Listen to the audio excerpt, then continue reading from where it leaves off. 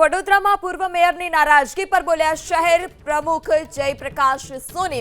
નિલેશ રાઠોડ સાથે ચર્ચા કરીશું, નિલેશ રાઠોડને સમજાવીશું। અલ્પેશ લિંબાચાને પરત લેવાનો નિર્ણય હાઈકમાન્ડનો છે। નિલેશભાઈની નારાજગી સ્વાભાવિક છે। પાર્ટીમાં ક્યારે પણ આવું ઘટના બનતી હોય છે તો નારાજગી થવી સંભાવના રહેતી જ હોય છે।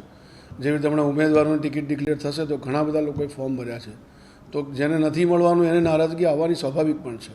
અને પરિવારમાં જ્યારે આવડો મોટો પરિવાર હોય, ભારતીય જનતા પાર્ટી ખૂબ વિશાળ પરિવાર છે, એ પરિવારની અંદર મન દુઃખ એકબીજાને થતું હોય છે, પરંતુ છેવટે બધા પાર્ટીના જ કાર્યકર્તાઓ છે।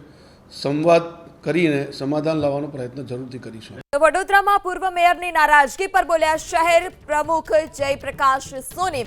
નિલેશ રાઠોડ સાથે ચર્ચા કરીશું, નિલેશ રાઠોડને સમજાવીશું।